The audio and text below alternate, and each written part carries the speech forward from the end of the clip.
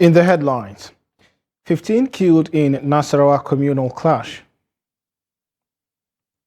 Vice President Yemi Osinbajo presides over special FEC meeting 2 weeks to handover. Nigerian chef surpasses Indian counterpart, breaks Guinness World Cooking Record. And on the foreign scene, Turkey's presidential election goes to runoff. Hello and welcome to News Update on Trust TV. I am Sagir Ibrahim.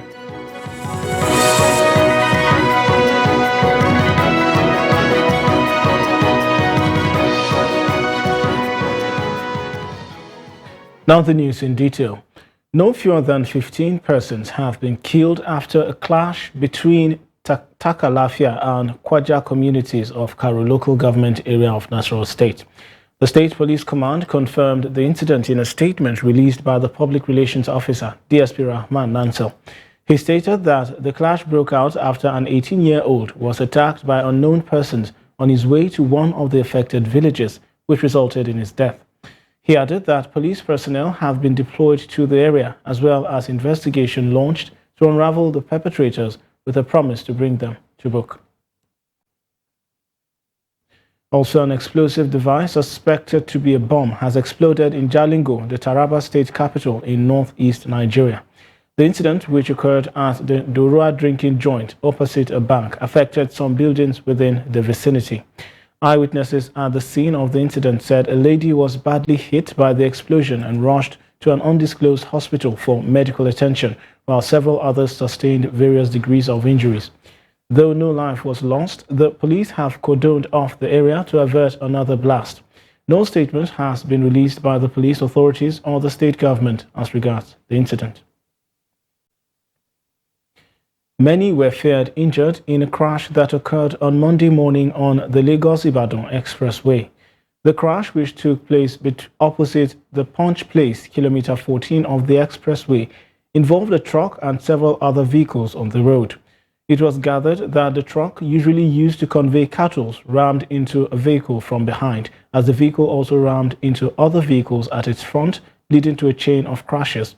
An official of the Federal Road Safety Corps, who spoke on condition of anonymity, said that at least 4 injured persons had been taken to a nearby hospital. 2 children, 1 male, 1 female, and 1 male and 1 female adult were involved, he told our correspondent. He said efforts were ongoing to ascertain further casualties and to remove the truck from the road. The spokesperson for the Ogun sector of the FRSC, Florence Okwe, could not be immediately reached. Also, Afrobeat musician Seun Kuti submitted himself to the Lagos State Police Command on Monday morning over investigation into his alleged assault on a policeman. He reported to the police in the company of his lawyer and a family member. Spokesman for the police command, Benjamin Hundeyin, said Seun is now at the State Criminal Investigation Department in the Panti area of Lagos State. He also said upon completion of investigation, the police would go ahead with prosecution of the singer if there is any reasonable ground. Seun was recently captured on video assaulting a police officer. Force spokesman Muyiwa Adejobi subsequently said the Inspector General of Police, Usman Baba, has ordered the Commissioner of Police, Lagos State Command, to arrest the Afrobeat singer. Also, the Police High Command is keeping a close eye on politicians who are hell-bent on scuttling the forthcoming May 29 inauguration of President-elect Bola Tinubu and Vice President-elect Kashim Shettima. The Inspector General of Police, Usman Baba, revealed this on Monday at a press briefing at Force Headquarters, Abuja. He explained that the surveillance was a joint operation between the Nigeria Police and the National Intelligence Community. The Inspector General notes that the political elites in question had formed themselves into unpatriotic brands whose only fantasy in recent times was to subvert national security interests. In so doing, Baba said the persons being watched seemed bent on deploying extrajudicial and undemocratic means to truncate democracy to advance their narrow personal political considerations. The police boss warned that the security agencies would no longer tolerate any utterance capable of throwing the country into turmoil, stressing that any political actor who refused to heed to the warning would be made to face the wrath of the law. and Vice President Yemi Osinbajo on Monday presided over a special Federal Executive Council meeting at the State House in Abuja 2 weeks to the end of the current administration. The Vice President chaired the meeting on behalf of President Muhammadu Buhari, who is still away in London on medical grounds. The special FEC meeting, expected to deliberate on over 30 memos emanating from various ministries and agencies of government, is apparently convened to treat a backlog of pending memos as the administration wraps up this week ahead of the May 29 handover date. In attendance are Secretary to the Government of the Federation, Boss Mustapha, National Security Advisor, Major General Babagana Munguno, retired, and Head of Civil Service of the Federation, Folashade Yemieson. Others are Minister of State for Labour and Employment, Festus Keyamo, Minister of Justice, Abubakar Malami, Finance Minister, Zainab Ahmed, Interior Minister, Rauf Aregbesola, Humanitarian Affairs Minister, Sadia Umar Farouk, Communications and Digital Economy Minister, Issa Pantami, amongst others. President Muhammadu Buhari is expected to return to Nigeria on Tuesday to chair Wednesday's council meeting. Also, Lagos State Governor Babajide Sanwo-Olu on Sunday pitched his support for Stability Group rooting for the emergence of Senator Godswill Akpabio and Senator Barrow Jibrin as President and Deputy President of the 10th Senate. The governor said he aligned himself with the All Progressives Congress zoning decision, having read the legislative agenda being pushed forward by the Akpabio-led team to raise the bar of lawmaking and readiness to collaborate with the incoming administration of the President-elect Asiwaju Bola Ahmed Tinubu. Sanwo-Olu openly endorsed Akpabio and Jibrin when he received members of the Stability Group in a consultative visit at the State House in Marina on Sunday. The senators-elect's visit to the governor came a day after members-elect for the House of Representatives visited Sanwo-Olu for consultation. The Stability Group comprises 69 senators-elect who had already appended their signatures for the emergence of Akpabio and Jibrin. Sanwo-Olu said the party nomination process to pave the way for election of Senate leadership was in order, stressing that Akpabio's team possessed the political credentials and leadership qualities to bring about uncommon transformation in the country. The governor urged the Senate leadership nominees to make purposeful legislations as their priority, while maintaining harmonious working relationships with other arms of the government without compromising the Red Chamber's independence. Also, Nigerian chef Hilda Basi, popularly known as Hilda, made a historic feat on Monday when she broke the Guinness World Record for longest cooking time by an individual. As of 11:22 a.m. on Monday, Basi had cooked for 91 hours and 21 minutes to surpass the previous record set by an Indian chef, Lata Tondon, in 2019. The previous title holder cooked for 87 hours 45 minutes. Basi started her 4-day cooking marathon challenge on May 11th at the Amore Gardens. The 27-year-old will keep cooking to extend the record. On why she embarked on the challenge, Basi said it is one of her biggest aspirations, adding that it is also an opportunity to tell some positive stories from Africa through the meals that we eat. Her quest to make history has generated so much buzz among Nigerians who are still rallying support for her both on social media and at the venue of the Cookathon at Amore Gardens in Lekki, Lagos State.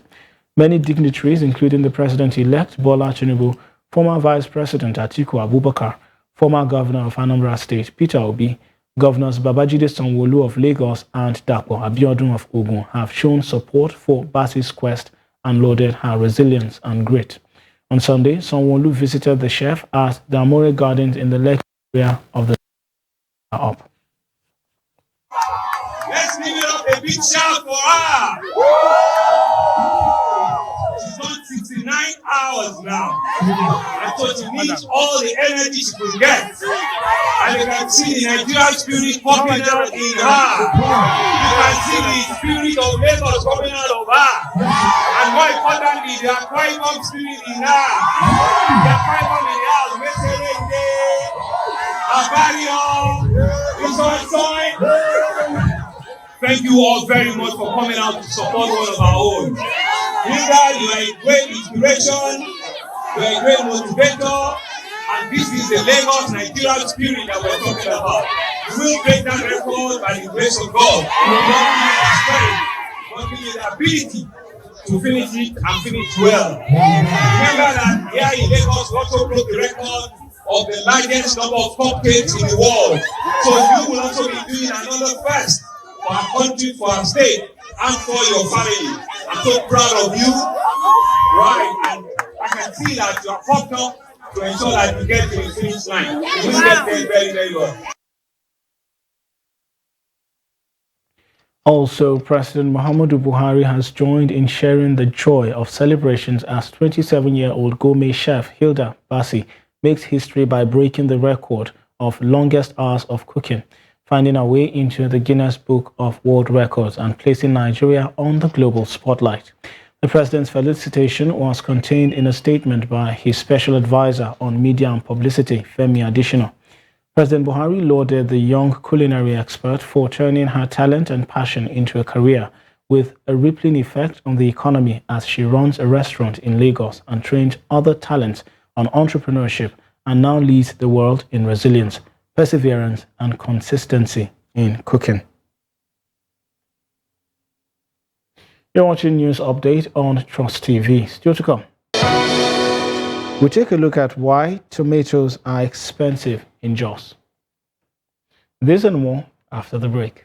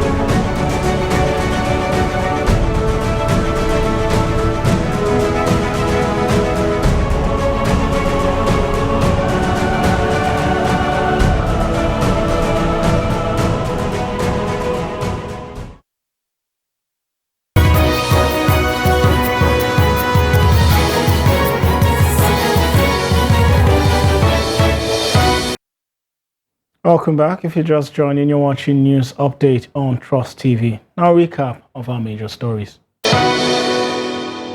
15 killed in Nasarawa communal clash. And Vice President Oshibajo presides over special FEC meeting 2 weeks to hand over. Moving on, the federal government says 160 women claiming to be Nigerians in Sudan have no passports to fly back to the country. The Director General of the National Emergency Management Agency, NEMA, Mustafa Ahmed, stated this in Abuja while briefing the press on the progress made so far in the evacuation of Nigerians from war-torn Sudan. According to him, although the women claimed to be Nigerians, they do not possess Nigerian passports to verify their claims. He said the agency is being careful not to evacuate persons who are not Nigerians. It will be recalled that before the commencement of the evacuation exercise, the Nigerians in Diaspora Commission had said there were about 3 million Nigerians in Sudan and a total of 5,000 students. However, the NEMA boss said apart from the 2,518 Nigerians that have so far been evacuated and 15 flights operated so far, the citizenship of many of those claiming to be Nigerians cannot be verified. He said some of them claimed that their great-grandparents up to the 5th generation were Nigerians while they were born in Sudan, but that remains unverified. Meanwhile, NEMA said the door of opportunities is opened to any Nigerian with verified documents who is interested in returning to the country. Amongst the 2,518 Nigerian returnees is a pregnant woman who was said to have given birth while waiting to be evacuated. Her child was the only infant among the evacuees. The 8-day infant is currently being treated for jaundice at the University of Abuja Teaching Hospital, Gwagwalada. No Nigerian life was lost to the war in Sudan, according to NEMA. However, a total of 23 sick evacuees were received, out of which 10 were treated on arrival by medics, while 13 were referred to the 108 Nigerian Air Force Hospital, Abuja. Tomato dealers and traders in Jos Market of Jos North local government area of Plateau State have explained why the price of tomato has skyrocketed in the state. Traders say this is the first time in the last 10 years that the price of the commodity is rising astronomically because of scarcity of Naira notes experienced some months back, which crippled many businesses in the country. Ado Musa reports. The market, when visited on Sunday afternoon, looks skeletal, with traders and dealers waiting for supply of their products. Between January and February this year, a basket of tomato was sold as low as 700 naira due to lack of cash in the hands of people following the introduction of new naira notes by the Central Bank of Nigeria. According to the traders in the Lalon tomato market, located at the Paringada market, say the major factor responsible for the scarcity and hike in the price of the product is because of the inability of the farmers to get cash for the cultivation of tomato during the farming season, saying getting cash to buy fertilizer and farm inputs had made other farmers to abandon their farms. Nasiru Sani, chairman of the tomato market, speaks on the development. But the reason why he up to this channel is that there's this problem, cashless problem, due to the lack of money at hand.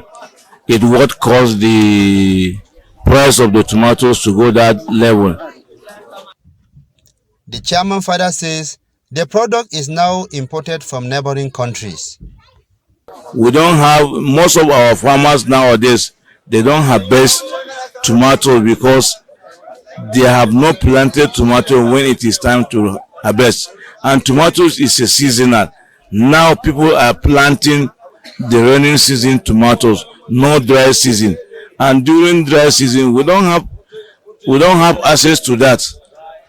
Other traders say the scarcity has affected their income.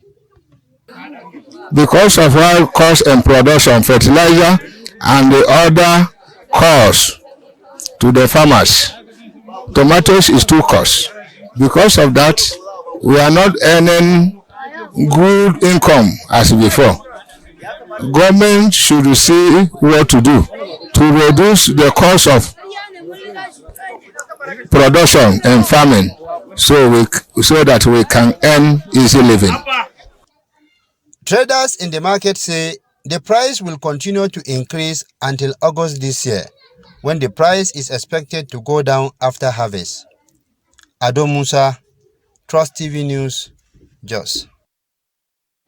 The governor of the Central Bank of Nigeria, Godwin Emefiele, has expressed concerns over the recent challenges encountered by Nigerians in using the Unstructured Supplementary Service Data Platform, also known as the USSD code. The USSD codes allow users without smartphones or internet connection to access mobile banking. They can also be used for fund transfers, checking of account balance, and the generation of bank statements. The CBN governor, who spoke at the launch of an e-learning platform by the bank as part of its financial literacy efforts in Abuja, explained that efforts have been in place to address the issues encountered in using the USSD recently. Emefiele noted that the Apex Bank will continue to support initiatives that will enhance financial inclusion, adding that the financial inclusion rate in the country currently stands at 64%, which is far below the 70% target set for the year 2023. According to the CBN governor, the central bank has set a target of 95% financial inclusion by January 2024, a target which he says is still on course. On the foreign scenes, Turkey's high-stakes presidential election is headed for a runoff vote. Turkey's electoral chief President Ahmed Yena says President Recep Tayyip Erdogan took 49.5% of Sunday's vote, with his main challenger Kemal Kılıçdaroğlu getting 44.89%, as neither secured more than 50% of the vote. They will face off in a second round on May 28, taking Turkey into uncharted territory. This is only the third time that Turks directly voted for a president, with Erdogan winning both previous elections outright in the first round. Also, at least 3 people have been killed, 13 injured, and more than 1,000 buildings damaged when Cyclone Mocha pummeled western Myanmar. Mocha made landfall between Cox's Bazar in Bangladesh and Myanmar's Sittwe, packing winds of up to 195 kilometers per hour as the strongest storm to hit the Bay of Bengal in more than a decade. More than 850 houses, 64 schools, 14 health facilities, and 7 communication towers in Myanmar were destroyed by the storm, one of the most powerful to hit the country in years. And in sport, matches of the Nigerian Premier League Super 6 Championship will now hold from June 2nd to 11, 2023, instead of the earlier advertised May 23rd, the Interim Management Committee of the league has said. According to the IMC, the playoff will feature 3 matches daily at the Mobolaji Johnson Arena, Lagos. The committee said the change was to allow for the completion of Zonal Federation Cup matches, which would hold around the earlier scheduled dates for the Super 6. The finals of the Federation Cup will hold after the Super 6 Championships, in a letter informing the NPFL clubs of the fixture rearrangement.